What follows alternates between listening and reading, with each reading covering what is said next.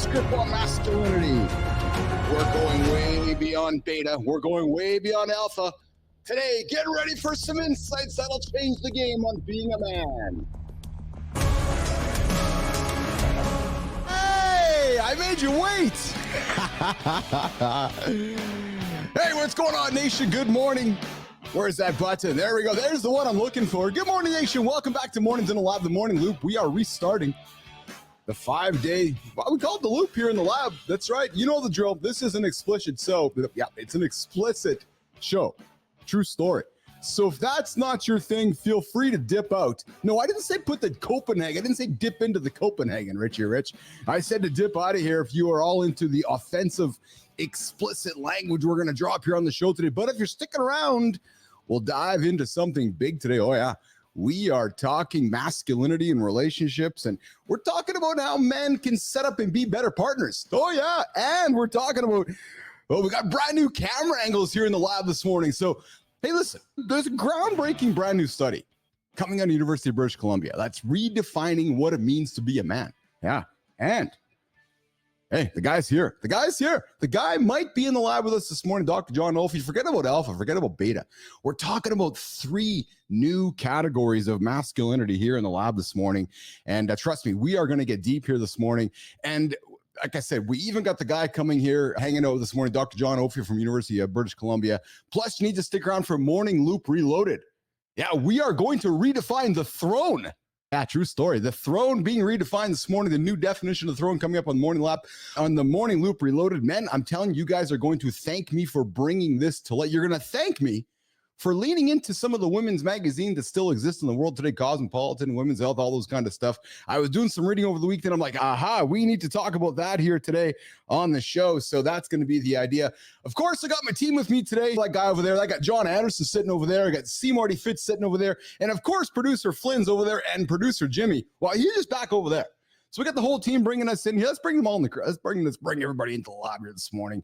We got Marty, we got Kristina, we got Johnny. Oh, we got. Let's see what's everybody wearing today.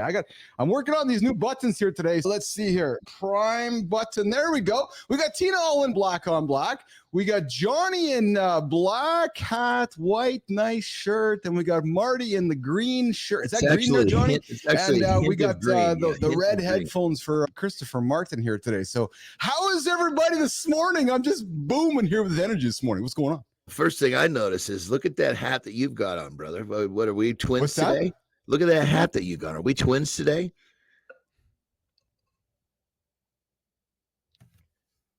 Yeah, I'm wearing black on black. I got a nice chapeau hat. I got a hat just like Johnny Anderson. It's a Kangol black hat, just like yours, Anderson. I'm telling you, brother, it is just like your hat here. I got a nice little black one. How about the wide angle here in the lab this morning, guys? Whoa, can you hear Johnny? Keith, can you hear Johnny? I'm having a little bit of a hard time hearing Johnny. A little bit. Okay, yeah. He was just talking to you. Yeah. Oh, there you go. Okay. But I got something to show you guys. Can everybody hear me now? I got something to show you guys. I can hear you, Johnny. I can hear you. Yeah, I can hear you. Good. So I'm going to show you guys something that might freak you out, but I've been having some fun with something, and if it works, it's going to work exceptionally well right now. But check this out. So I'm going to do this. I'm going to watch it. So I'm going to keep talking, and I'm going to go. Hey, welcome to Mornings in the Lab with Keith and Friends. I'm your little host, Keith Billis. What the fuck? That's so creepy. Yeah, How does that compare? How does that compare to actual little Keith? Hey, little Keith here, joining you Mornings in the Lab with the hook, coming to you with the little face and the big hair and the big deep voice. We're redefining what it looks like to be a man here today in the lab. I feel like we need to explain this to our audio listeners. Yeah, I was What about to are say, you they don't actually know doing what's right now? going on. Yeah. All right, so it's my audio listeners. I'm looking into a camera that de-ages me about 40 years. So I'm looking at about a 12-year-old 40. version. What do you mean, Marty? I'm what? 50. Oh, 50. Okay, so it's de-aged me about 50 years. Right I'm there. looking So like you how said old am I? he's 2 years old? That's what we're saying? No, he's more than Yes. Yeah, he 2. looks 2. Nah, No, 12 is good. 12 is good. Y'all haven't seen a 12-year-old Oh, lately. They don't look like exactly. babies. That's very true. I agree with it. I agree with that. I got a 2-year-old. He looks like a 2-year-old. He looks like a 2-year-old. Exactly. There you go. Hey, so hey, quickly, guys, how was the weekend this morning? How was the weekend? We don't call it the weekend, but how was the loop over the weekend there, Johnny? It was good. Yeah, we're getting prepared to go down to our house in Mexico for probably the next 3-4 weeks. Just Of getting course. everything. When are you heading down? That's the beautiful thing about Yeah. not When having are a you guys in? true schedule. We're going to probably in the next day or so. I don't really know. Once everything's tied up and ready to rock, we'll jump in the car. Nicely done. Nicely done. Tina, how was your weekend with the kids? It was good. The birthday celebrations just kept going. I ate a lot of shitty food and I drank a lot of wine, but there was no hangover. So I feel like that's an accomplishment. There we go. Hey, Marty, how was your weekend, brother? Listening the Just trying to get values some of the music show. going on here. How was your weekend there, brother? It was pretty good, man. It was real chill. I didn't really do much this weekend. Yeah, I was real chill. Yeah. Awesome. Yeah, mine was pretty low key as well. I got a lot of stuff done here in the lab this morning or this weekend, of course, and I went up to mom and dad's for some dinner yesterday, but was getting ready for the week ahead of us here. But hey, so today we're going to talk about masculinity and the whole. For years, the conversation has always been around alpha males versus beta males. But a new study from University of British Columbia has come out that just blew that idea wide open. Now, Dr. John Olfie and his team studied around 100 men, 92 men. So it's not the most massive study in the world, Johnny, Marty, Tina, but they studied 92 men and they identified 3 new types of masculinity. All right, so the first one, boys and girls, neo-traditionalist, egalitarian, and progressive. Now, these 3 categories came with different approaches to relationships, especially when it comes to balancing power and roles. So let's go through them all. The neo-traditional sticks to old school gender rules, seeing himself as the protector and the provider. Probably the very traditional role, right, team? The second one is the egalitarian that strives for balance, but the study shows a lot of these guys still struggle with really sharing these domestic responsibilities. And then, of course, we got the progressive who's all about gender equality, gender equity, and constantly talking with his partner to realign roles. So here's my question, team. Do these labels, and Marty, we talked about labels last week, brother, do these labels really help us understand masculinity better? And Marty, I'm going to go to you first, pal.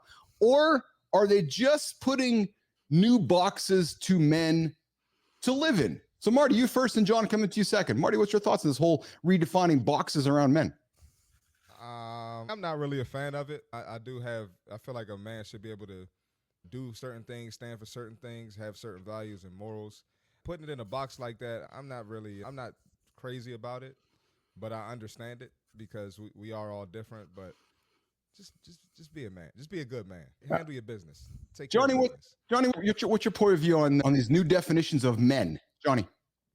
I think information is key in any sort of growth type journey, but I do think that just because you have that information, you understand some of these new concepts or ideas, I don't think that should limit you. And I think that's the biggest thing. I think sometimes these titles and boundaries will limit someone rather than just, hey, this is an interesting bit of information as I continue to move down my path. But don't let something like this contain you. Don't let it hold you back. Yeah. I wanted to add one more thing too, like with the whole, like just take alpha male for instance. Like now you got guys trying to be alpha male, and it's just, bro, just be yourself. Stop trying to consider yourself an alpha male and be this and that. And then even the women now, they're alpha females, and it's just be yourself. Stop trying to fit in this box and be super tough or be something you aren't. Yeah. Kristina, so from your POV, coming from the queer, lesbian, gay community, when you hear these redefinitions of masculinity in men, what comes to mind for you, Kristina? And most importantly, when you look at your dad, you think back to your dad and your dad's generation, what do you think these new definitions of men? Kristina?